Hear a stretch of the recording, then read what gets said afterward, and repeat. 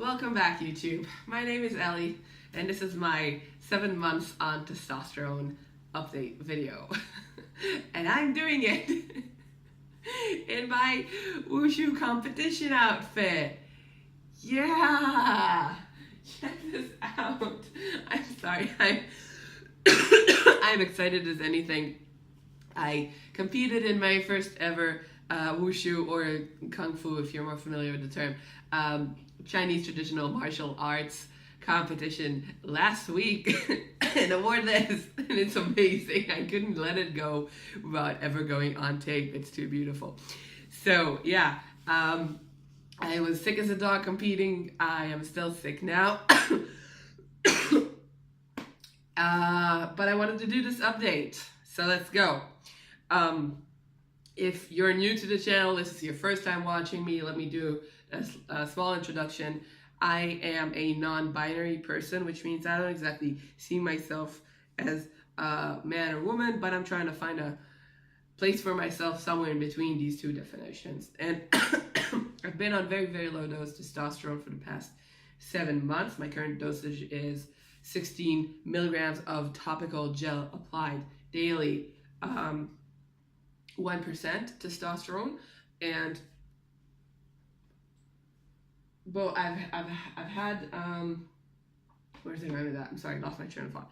So I'm not doing injections, and these are my updates and changes. There haven't been so many, as you can tell. And by the way, if a change happens to your body, but nobody else notices except you, is it still a change?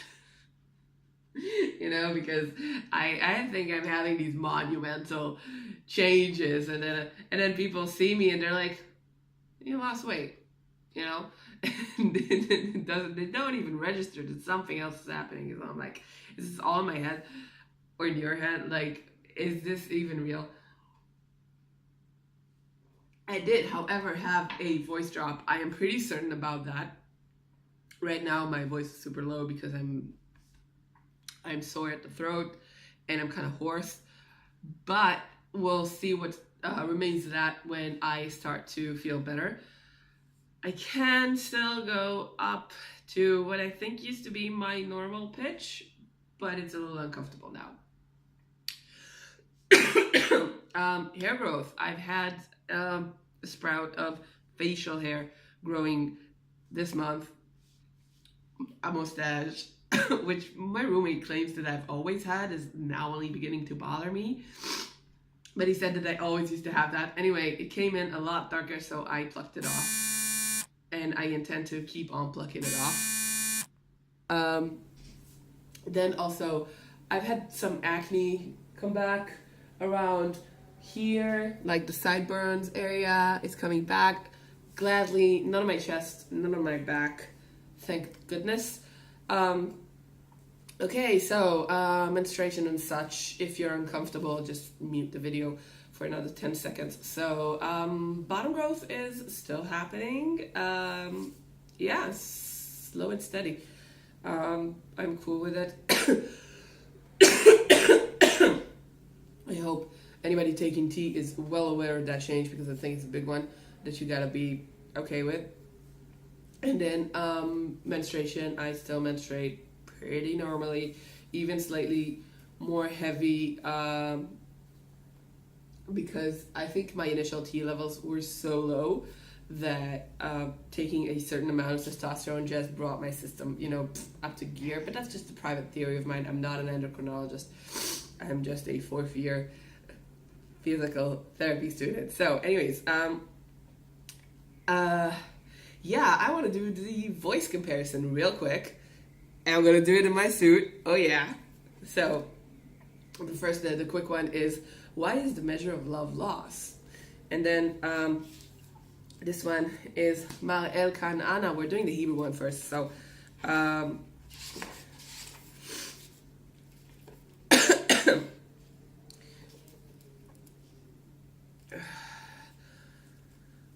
אוקיי, ההבדל בין איש ומלאך הוא פשוט. המלאך הוא בעיקר מבפנים, והבן אדם הוא בעיקר מבחוץ. כה אמרה אנה בת 6, המכונה לעתים עכברונת, זום או גיל. בגיל 5 הכירה אנה את מלוא תכלית ההוויה, ידעה את משמעותה של אהבה, והייתה ידידה ועוזרת אישית של מר אל. בשנתה השישית הייתה אנה תיאולוגית, מתמטיקאית, פילוסופית, משוררת וחובבת גינון. אם הפניתם אליה שאלה, הייתם זוכים תמיד התשובה בבוא הזמן. לעתים התשובה הייתה משתהה שבועות או חודשים, אך בסופו של דבר, בשעה נראית לעיניה, הייתה התשובה ניתנת ישירה, פשוטה או קולעת. So that's that. And on to something that's not gibberish. Yeah, sexing the cherry. So,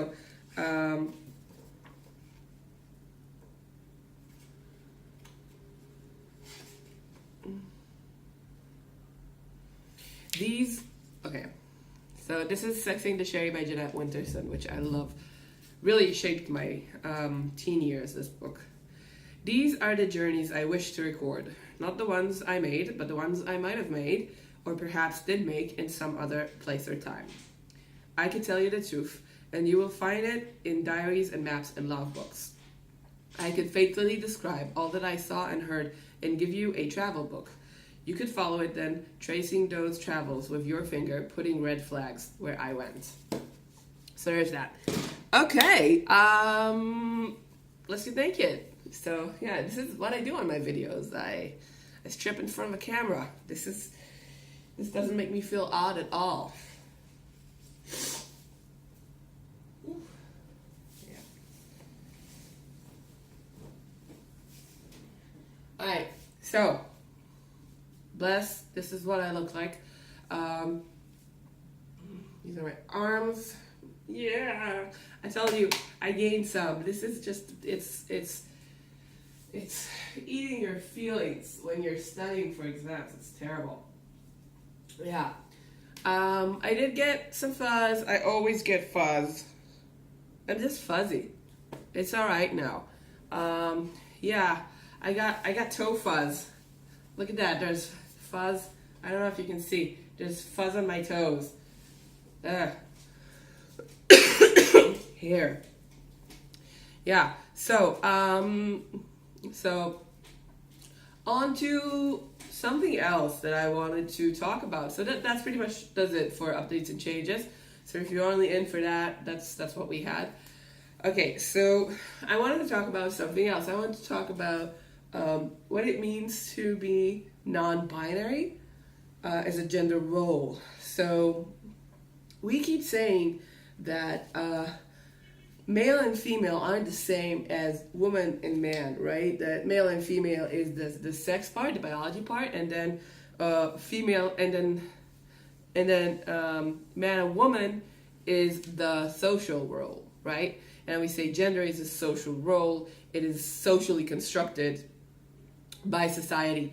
And I wanted to ask, this is a question, you know? I don't have the answer. If I had the answer, I'd tell you. What does it mean to have a social role that society does not recognize? Because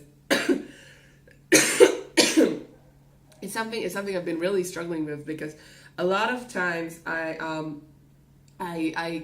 interact with people, you know, that they don't see the world as I do, you know? They're either like a little bit older, or they're cisgender, they always have been, they never thought about this isn't a thing for them, you know, and they're not in this world of redefining gender, or they're not even queer, and then they just don't have any kind of a standard or a role or a mold to put me in when it comes to gender. They just don't know what the fuck to take me as. So they either box me as male or box me as female, or they either treat me like a guy or treat me like a girl. And I'm thinking, like, is this wrong? Because, you know, 90 something % of the world out there is unfamiliar with the whole non-binary gender spectrum blah blah idea. So can I really go out there and claim to have a social identity that nobody has, you know? And I've been thinking about it, like some societies have a third gender role or multiple gender roles. Like, for example, the Native Americans, they had the two-spirit thing, and then can we then borrow a gender role from a culture that's not ours?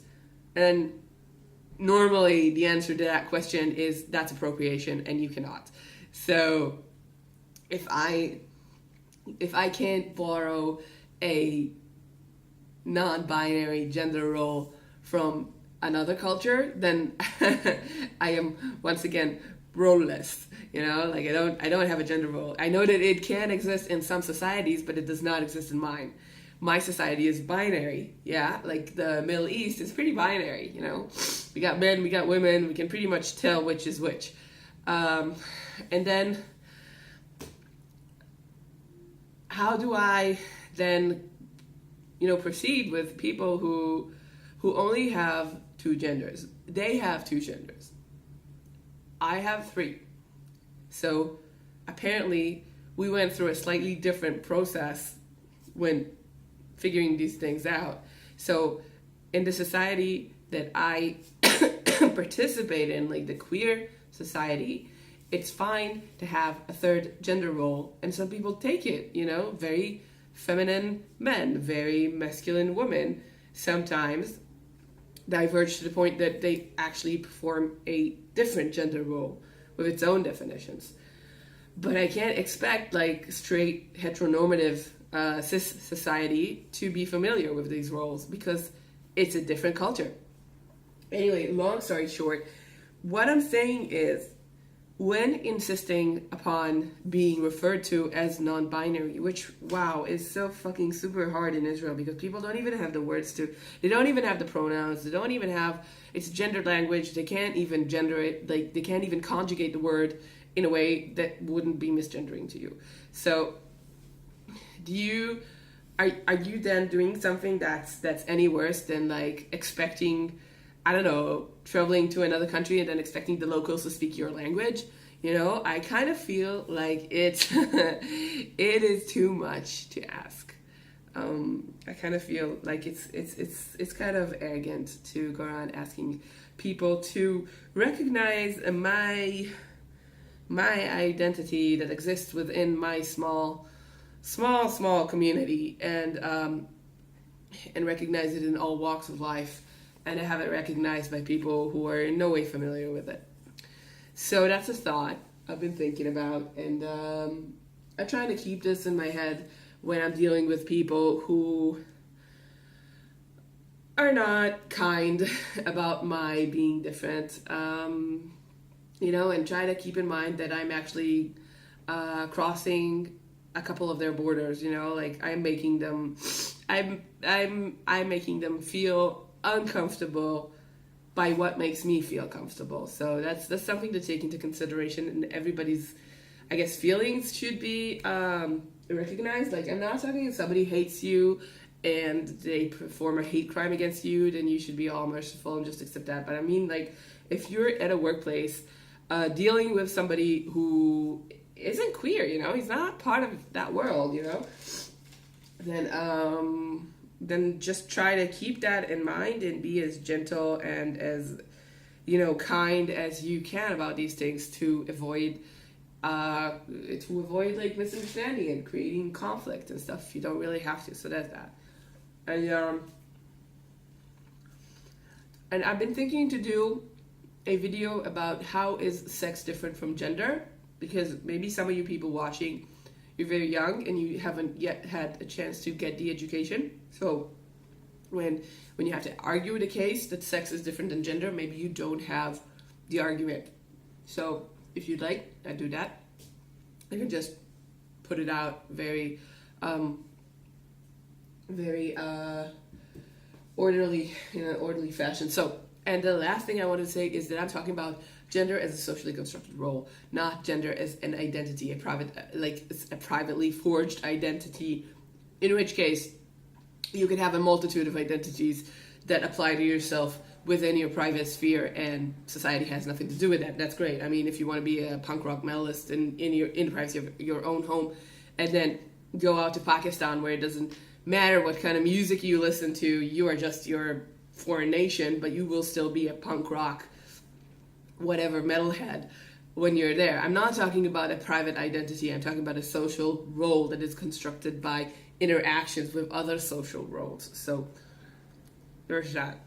And I would be thrilled if by the time I'm 60 and my kids are thinking about taking hormones or making their skin green or whatever is the case when I'm 60 and they're, I don't know, 30. So I hope that having a non-binary social role will become something that is possible. But I'm not saying it shouldn't be the case. I'm just saying it's not the case right now. Not in a bad way. It's just it's not available to us. It is deeply saddening, but it's not the case. Okay, well, I went on a ramble. Okay, so I'm gonna wrap this up. I'm gonna say thank you, big thank you to everybody who comments. I really enjoy reading these comments and connecting with you people. Especially, I think I got a comment from Lynn, who said that they used to want to live here in Israel and that they ended up settling down in the United States. Hey, shout out. Thank you. That was a really nice comment, and I really appreciate you telling a little bit about yourself. And please continue watching. If you got anything to say, please say it. I will read it and relate to it if I can. Yeah. Okay, so thank you guys. Have a great one, and that's it.